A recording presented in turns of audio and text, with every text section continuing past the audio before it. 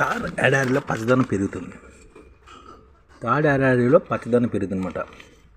భూమిపై అత్యంత వేడి ప్రాంతాల్లో థార్ ఎడారి కూడా ఒకటి. పెరుగుతున్న ఉష్ణోగ్రతల కారణంగా ప్రపంచవ్యాప్తంగా ఎడారుల విస్తీర్ణం కూడా పెరుగుతుంది. కానీ భారత్ పాకిస్తాన్ సరిహద్దులో ఉన్న థార్ ఎడారి మాత్రం అందుకు భిన్నంగా పచ్చదనాన్ని పెంచుకుంటుంది. ఎటు చూసినా ఇసుక తప్ప మరేది కనిపించని ఈ ఎడారిలో గత 2 దశాబ్దాలుగా వృక్ష ఆశ్చర్యంగా 38% పెరిగింది. థార్ ఎడారిలో పచ్చదనం 38% పెరిగిందట. ఒకప్పుడు ఇసుక దెబ్బలతో నిండి ఉండి నేల క్రమంగా ఆకులతో పచ్చగా మారుతుంది. ఉపగ్రహ డేటా స్పష్టం చేస్తుందన్నమాట. భారత్లోని అతిపెద్ద ఎడారిలో ఈ అనూహ్యమైన మార్పుల కారణం ఏంటి అంటే వాతావరణ మార్పులు, మారుతున్న వర్షపాత నమూనాలు, మానవ ప్రయత్నాలు బెరసి ఇక్కడ పచ్చదనం తీసుకొచ్చింది.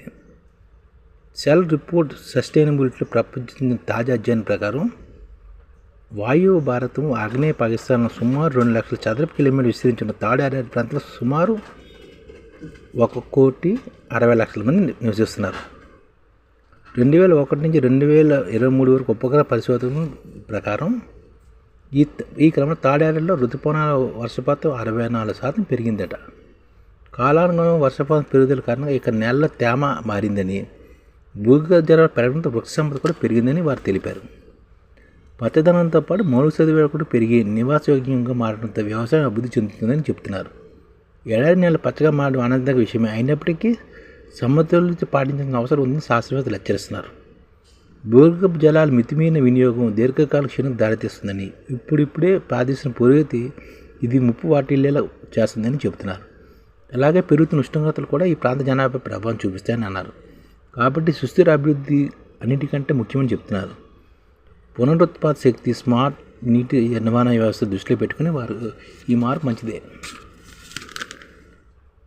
థార్ ఎడారిలో పచ్చదనం, నీటి వనరులు, వ్యవసాయం పెరగడం శుభపరిణామమే. అదే సమయంలో కొత్త ప్రమాదాలు కూడా ఉండొచ్చని నిపుణులు చెబుతున్నారు. వ్యవసాయం ఎక్కువగా చేస్తే ఆహార భద్రత ఉంటుంది. అయితే దీని వాతావరణం కూడా సహకరించాలి. భవిష్యత్తులో వాతావరణ విపరీత మార్పులు వస్తాయని పరిశోధనలు అంచనా వేస్తున్నారు. దీనివల్ల వరదలు ముంచెత్తే మౌలిక సదుపాయాలు దెబ్బతినే అవకాశం ఉందని హెచ్చరిస్తున్నారు.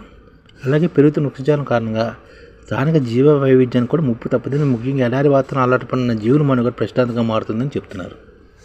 పచ్చదనం పెరగడం మంచిదే. థార్ ఎడారిలో పచ్చదనం పెరిగిన థార్ ఎడారి ఇక్కడ పచ్చదనం పెరిగింది. దీనికో ఇంకా మన దక్షిణ రాజస్థాన్ నుంచి కూడా నీరు కానీ పైప్ లైన్ల ద్వారా అక్కడ కానీ చేరిస్తే, రైలు ద్వారా దాన్ని చేరిస్తే ఇంకా పచ్చదనం పెరుగుతుంది. ఆ ప్రాంతం 2 కోట్ల జనాభా ఉన్నారు. వాళ్ళందరూ బాగుపడతారు.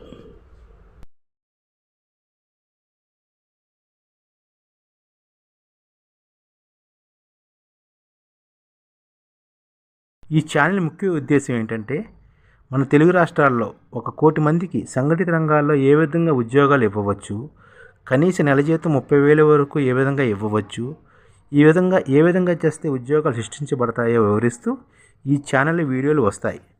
అలాంటి వీడియోలు మీకు కావాలంటే మన ఐడిఎఫ్ భాస్కర్ ఛానల్ని సబ్స్క్రైబ్ చేసుకోండి. ఐడిఎఫ్ అంటే ఇండియన్ డెవలప్మెంట్ ఫోర్స్. ఈ వీడియోలు చూసిన తర్వాత మీకు నచ్చితే లైక్ చేయండి, మీ ఫ్యామిలీ మెంబర్స్కి షేర్ చేయండి, మరియు మీ ఫ్రెండ్స్కి షేర్ చేయండి. Thank you. నమస్కారం.